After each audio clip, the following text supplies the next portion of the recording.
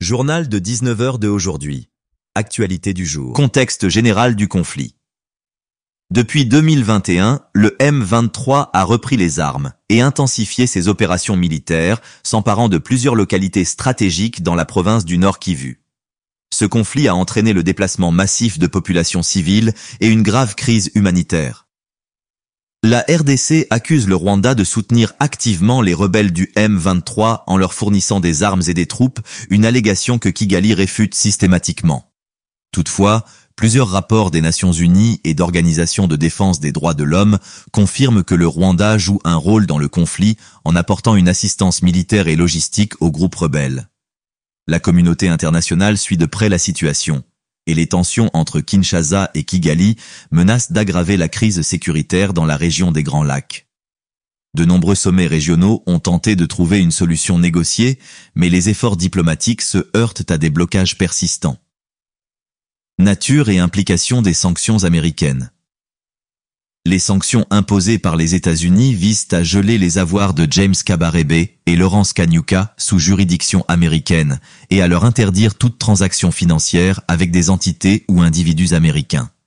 James Kabarebe, une figure influente du régime rwandais et proche du président Paul Kagame, est accusé d'avoir joué un rôle clé dans le soutien militaire et stratégique au M23. En tant qu'ancien ministre de la Défense et conseiller présidentiel, il aurait facilité la fourniture d'armes et d'entraînements aux rebelles, contribuant ainsi à la persistance du conflit en RDC. Lawrence Kanyuka, en tant que porte-parole du M23, est tenu pour responsable de la propagande du mouvement et de la justification des exactions commises contre les populations civiles.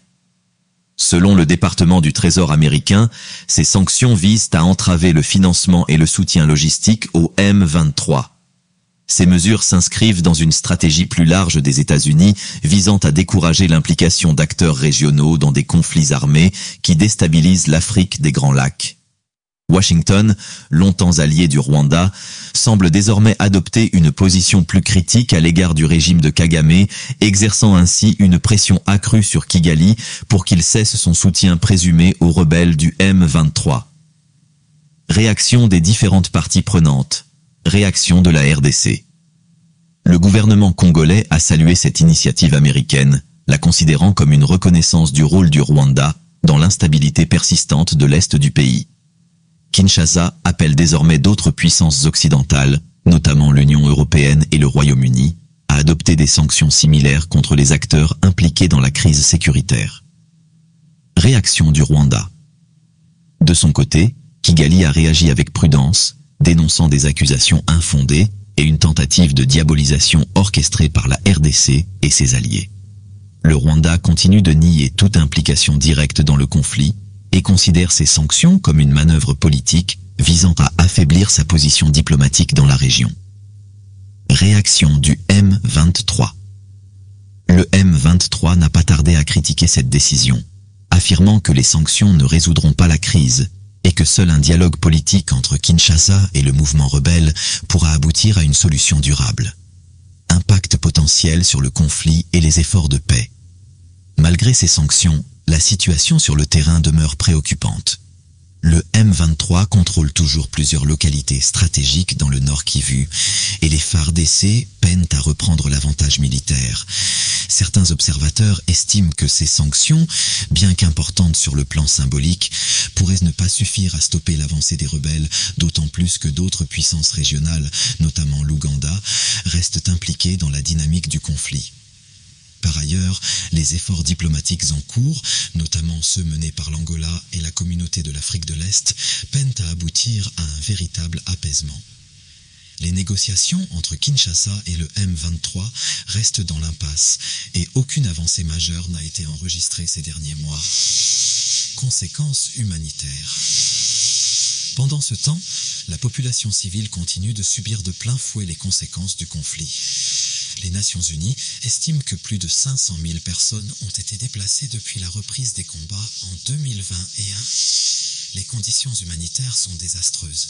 Les camps de réfugiés sont débordés et manquent cruellement de ressources. L'insécurité alimentaire s'aggrave avec la destruction des cultures et des infrastructures agricoles.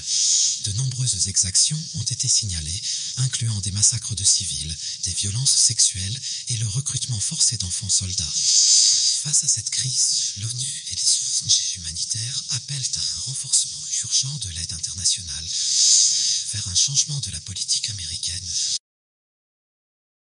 Les États-Unis sanctionnent James Kabarebe et Lawrence Kanyuka, un tournant majeur dans le conflit en RDC-Washington, D.C., un coup dur pour le M23 et ses soutiens. Dans un geste diplomatique de grande envergure, les États-Unis ont annoncé des sanctions contre James Kabarebe, ancien chef d'état-major général des forces de défense rwandaises, et Lawrence Kanyuka, porte-parole du groupe rebelle du M23. Cette décision s'inscrit dans un contexte de tensions accrues dans l'est de la République démocratique du Congo, RDC, où les combats entre l'armée congolaise et les rebelles du M23 font rage depuis plusieurs mois. Un contexte explosif dans l'est de la RDC. La région du Nord Kivu, riche en ressources naturelles, est le théâtre d'un conflit intense opposant les forces armées de la RDC, FARDC, et le M23, un groupe rebelle majoritairement composé de Tutsis congolais. Depuis leur résurgence en 2021, ces rebelles ont multiplié les offensives, s'emparant de plusieurs localités stratégiques et provoquant le déplacement de centaines de milliers de civils. Kinshasa accuse Kigali de soutenir activement le M23, une allégation systématiquement rejetée par le gouvernement rwandais. Toutefois, plusieurs rapports des Nations Unies et d'organisations de défense des droits de l'homme ont confirmé une implication du Rwanda dans l'armement et l'entraînement du groupe rebelle. Les sanctions américaines, une pression accrue sur Kigali. Les sanctions imposées par les États-Unis visent à geler les avoirs de James Kabarebe et Lawrence Kanyuka sous juridiction américaine et à interdire toute transaction financière avec eux. James Kabarebe, ancien ministre de la Défense rwandais et proche conseiller du président Paul Kagame, est accusé d'avoir joué un rôle clé dans l'appui militaire et logistique au M23. De son côté, Lawrence Kanyuka, en tant que porte-parole du M23, est tenu pour responsable de la diffusion de la propagande du mouvement et de la justification des exactions commises contre les civils.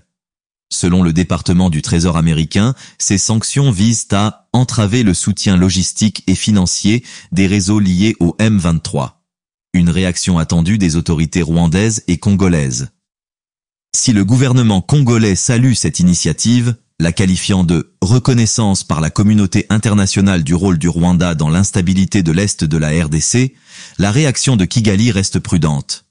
Le Rwanda a toujours nié toute implication dans le conflit et considère ces accusations comme une tentative de diabolisation orchestrée par Kinshasa. Les États-Unis, traditionnellement alliés du Rwanda, adoptent une posture de plus en plus critique vis-à-vis du régime de Paul Kagame.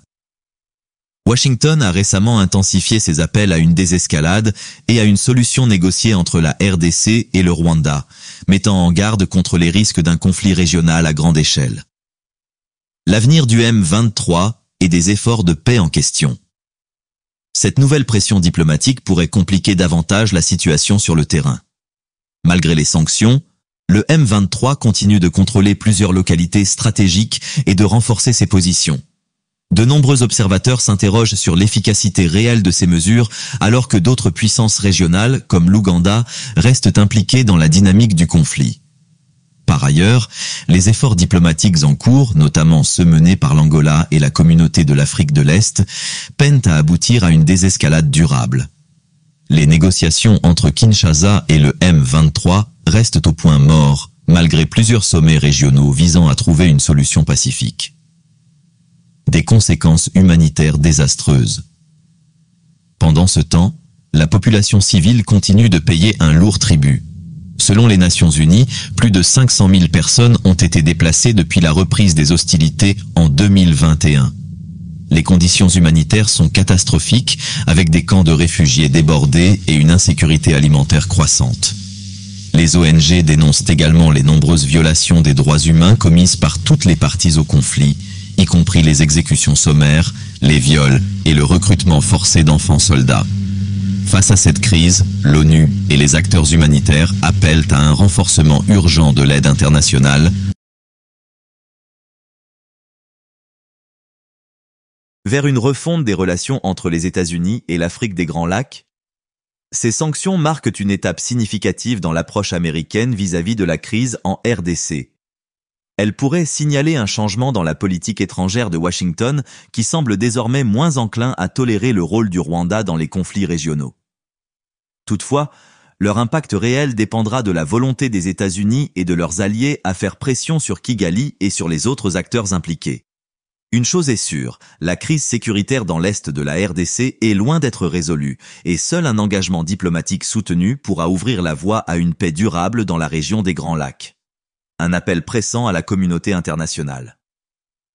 Face à l'ampleur de la crise humanitaire en RDC, les Nations Unies et les organisations non gouvernementales exhortent la communauté internationale à intensifier son aide aux populations affectées. Plusieurs agences onusiennes ont mis en garde contre une catastrophe humanitaire imminente si des mesures urgentes ne sont pas prises pour garantir l'accès aux soins, à l'eau potable et aux denrées alimentaires dans les zones touchées par le conflit. Le Programme alimentaire mondial, PAM, a signalé un manque crucial de financement pour répondre aux besoins croissants des déplacés internes. Sans une mobilisation accrue des bailleurs de fonds, des milliers de familles risquent la famine et des conditions de vie désastreuses, a déclaré un porte-parole du PAM. De son côté, le Haut Commissariat des Nations Unies pour les réfugiés, HCR, a appelé à la protection des populations civiles et à l'instauration de couloirs humanitaires sûrs, vers une escalade ou une résolution du conflit. Alors que les sanctions américaines contre James Kabarebe et Lawrence Kanyuka marquent un tournant diplomatique, leur impact réel sur la dynamique du conflit reste incertain. Si elles visent à affaiblir les réseaux de soutien du M23, ces mesures pourraient également accentuer les tensions entre Washington et Kigali, voire compliquer davantage les relations régionales. Dans ce contexte, la RDC continue d'appeler à un engagement plus ferme de la communauté internationale, notamment à travers l'application effective des résolutions du Conseil de sécurité de l'ONU et un soutien accru aux forces armées congolaises. Par ailleurs, certains analystes estiment que ces sanctions pourraient pousser le Rwanda à reconsidérer son approche et à privilégier une solution négociée. Toutefois, la persistance des combats et l'absence de progrès concrets dans les pourparlers de paix laissent entrevoir un avenir incertain pour la stabilité de l'Est de la RDC. Malgré les pressions diplomatiques, le M23 semble déterminé à poursuivre ses opérations militaires. Le groupe rebelle exige toujours un dialogue direct avec Kinshasa et réclame une intégration politique et militaire de ses membres dans les institutions congolaises. Le gouvernement de Félix Tshisekedi, de son côté, refuse tout compromis avec un mouvement qu'il considère comme une menace pour la souveraineté nationale. La médiation internationale, bien que multipliant les initiatives, peine à obtenir des engagements concrets de la part des parties prenantes. La feuille de route de Luanda et le processus de Nairobi, deux cadres diplomatiques majeurs visant à pacifier la région, se heurtent aux réalités du terrain et aux intérêts divergents des différents acteurs impliqués. Un tournant décisif à venir. Alors que la pression internationale s'accroît et que la situation humanitaire s'aggrave, la gestion du conflit en RDC représente un test crucial pour la stabilité de la région des Grands Lacs. Les prochains mois seront déterminants. Les sanctions américaines seront-elles un levier efficace pour réduire l'influence du M23 et contraindre Kigali à revoir sa position? Ou, au contraire, risque-t-elle d'envenimer encore plus un conflit déjà complexe et meurtrier? Dans l'attente d'une issue politique durable, les populations de l'Est du Congo continuent de souffrir, prises au piège d'un affrontement dont elles ne voient pas la fin. Une paix véritable nécessitera bien plus que des sanctions. Elle exigera une volonté politique sincère de toutes les parties, un engagement international soutenu et une réponse humanitaire à la hauteur des défis actuels. Une escalade des tensions diplomatiques entre Kinshasa et Kigali? Les sanctions américaines contre des figures clés du conflit en RDC ne sont pas seulement une mesure punitive, mais un message fort envoyé à la région des Grands Lacs. Cette décision pourrait bien marquer une escalade dans la détérioration des relations entre Kinshasa et Kigali, déjà au bord de la rupture. Depuis plusieurs années, la RDC accuse ouvertement le Rwanda d'armer et de soutenir le M23, une accusation que Kigali rejette systématiquement. Cependant, plusieurs rapports des Nations Unies et d'ONG internationales ont mis en évidence des liens étroits entre les rebelles et l'armée rwandaise. Ces accusations ont déjà entraîné une série de décisions politiques et diplomatiques. Rupture des relations diplomatiques. Kinshasa a rappelé à plusieurs reprises son ambassadeur à Kigali et menacé de couper complètement les liens avec son voisin. Déploiement militaire accru. L'armée congolaise a intensifié sa coopération avec d'autres forces régionales, notamment avec les troupes angolaises et burundaises, pour tenter de contenir le M23. Durcissement du ton international. La RDC cherche activement le soutien des institutions internationales, dont l'ONU, l'Union africaine et l'Union européenne, pour faire pression sur le Rwanda. La situation pourrait donc s'aggraver si Kigali considère ces sanctions comme une provocation supplémentaire et décide de renforcer son implication sur le terrain. L'impact des sanctions sur la dynamique militaire en RDC sur le plan militaire.